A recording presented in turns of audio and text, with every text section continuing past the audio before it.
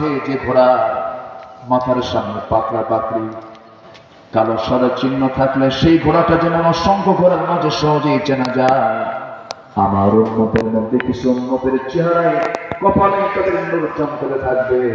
যে সমস্ত বান্দাগুলো সলিমভাবে সুন্দরভাবে 5 ওয়াক্ত নামাজ পড়েছিল, ওই সমস্ত বান্দার কপালে নূর চমকাবে। নূর চমকানো মাথাগুলো দেখে দেখে তাদেরকে নিয়ে আমি রাসূল একসঙ্গে জান্নাতে চলে যাব। জোরে বলি সুবহানাল্লাহ। নবীজি আমার দ্বিতীয়বার আসলেন, নবীজি আমার তৃতীয়বার কিছু উম্মতকে সাথে নিয়ে চলে যাবেন, কিন্তু চতুর্থবার যখন তিনি আসবেন ইল্লা মান হাসানাহুল কোরআন, কোরআন তার বিরুদ্ধে, তখন কোরআন তার বিরুদ্ধে চলে যাবে। চতুর্থবার যখন আসবে কোরআন বলবে, ও আল্লাহ, এই সমস্ত বান্দাগুলোকে তুমি জান্নাত দিচ্ছ কেন, দিতেছ কেন?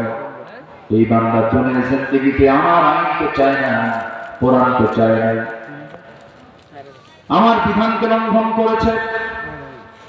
এই সমস্ত বান্দাগুলোকে তুমি আল্লাহ জান্নাত দিতে পারবে না, নবী সুপারিশ করবেন কিন্তু কাজ হবে না, কোরআন তাদের বিরুদ্ধে রায় দিয়ে দেবে। এই জন্য আমার বন্ধুগণ, আল কোরআন হুজ্জাতুল লাকা ওয়া আলাইকা, এই কিতাবের আমরা পক্ষে থাকতে চাই না বিপক্ষে থাকতে চাই? কোরআন আমার পাশে থাকবে, পক্ষে থাকবে। এর বিরুদ্ধে গেলেই বড় বিপদ হয়ে যাবে, চরম বিপদ হয়ে যাবে, চরম বিপদ হয়ে যাবে। কেউ আমাকে রক্ষা করতে পারবে না, কেউ আমাকে জান্নাত দিতে পারবে না। জান্নাত যেতে হলে এই কিতাবের পক্ষে থেকে কোরআনের জন্য কাজ করে যেতে হবে, কোরআনের বিধিবিধানকে মেনে চলতে হবে। এই পৃথিবীতে মহাসত্য বলতে একটা বিধানকে বোঝায়, তার নাম হলো কোরআনে মাজিদ। জোরে বলুন সুবহানাল্লাহ। এছাড়া সব ভুয়া, এছাড়া সব কি ভুয়া। দেখেন না বক্তব্যগুলো দেয় কি মনে হয় আকাশের ফেরেশতা নাযিল হয়েছে,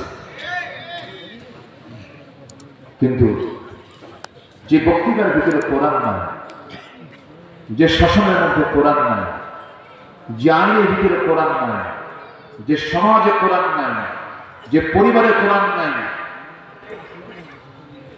সেই সমস্ত জায়গা কখনো রহমতের জায়গা হতে পারে না। সোজা কোরআন আছে যেখানে শান্তি আছে, শান্তি আছে সেখানে। এই দেশ প্রথম স্বাধীন হয়েছে কোন সালে? না, প্রথম বলেন 1947। এর আগে শাসন করেছিল কারা? ব্রিটিশ। ব্রিটিশ শাসন করেছিল প্রায় 180 বছর। 180 বছর তারা শাসন প্রথমে করতে আসেনি, তারা আসছিল হলো শাসন করতে না ব্যবসা করতে? ব্যবসা। ব্যবসা করতে আসিয়া কি করলো? শোষণ করে গেল। শাসন না শোষণ? শোষণ করে গেছে, সব ধুয়ে মুছে সাফ করে নিয়ে চলে গেছে। ইউরোপ বুক উঁচু করে কথা বলতে পারবে না আমাদের উপরে, কারণ তাদের সভ্যতা গড়ে উঠেছে আমার দেশের সম্পদ দিয়ে, ঠিক কিনা? ইতিহাস যারা পড়েছে, সেই ব্রিটিশকে আমরা তাড়ালাম, ব্রিটিশ বিরোধী আন্দোলন করেছি আমরা। এই দেশের মানুষ ব্রিটিশ বিরোধী আন্দোলন করে ব্রিটিশদেরকে সরায় দিল।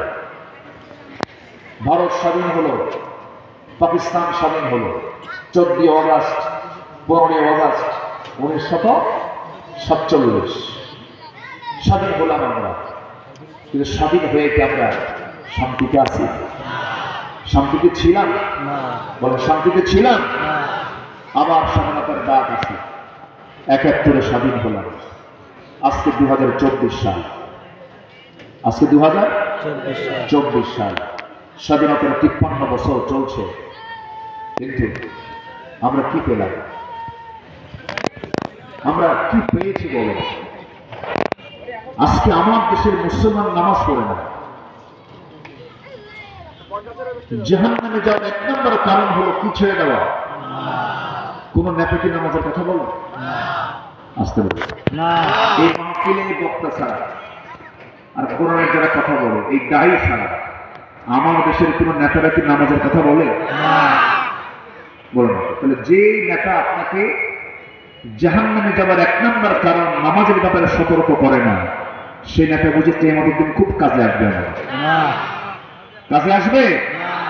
তারা কি সেই দিন আমার জন্য নিরাপদ না বিপদ? নিরাপদ না বিপদ? বিপদ।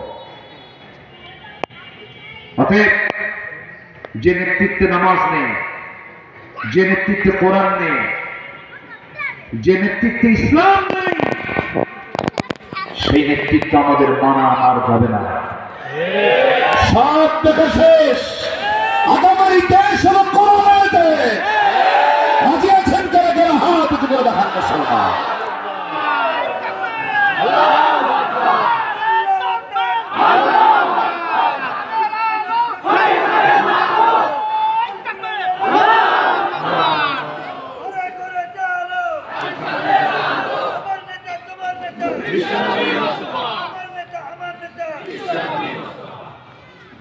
আল্লাহ কবুল করুন।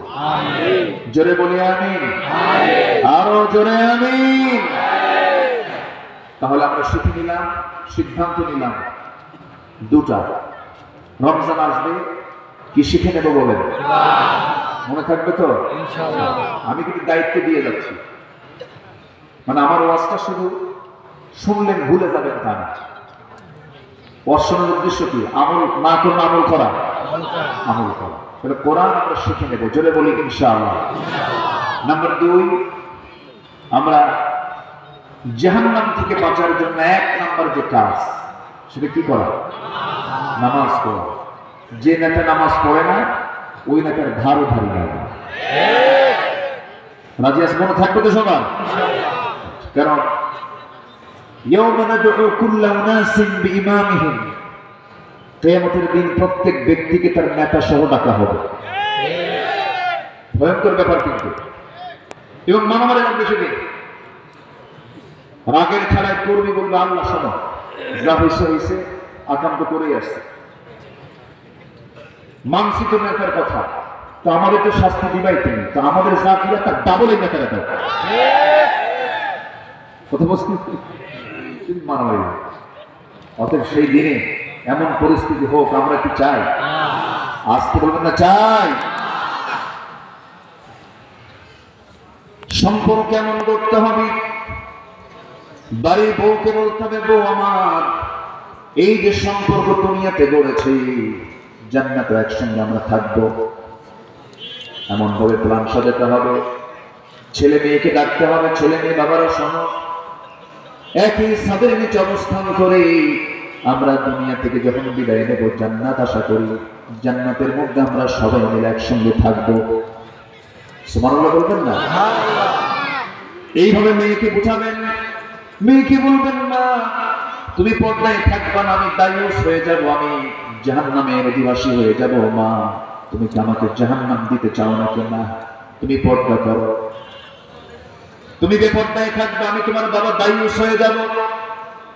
তুমি আমার ছেলে, তুমি বেয়ারা হয়ে যাবে, কিয়ামতের দিন আল্লাহ তাআলা আমাকে ধরে ফেলবেন।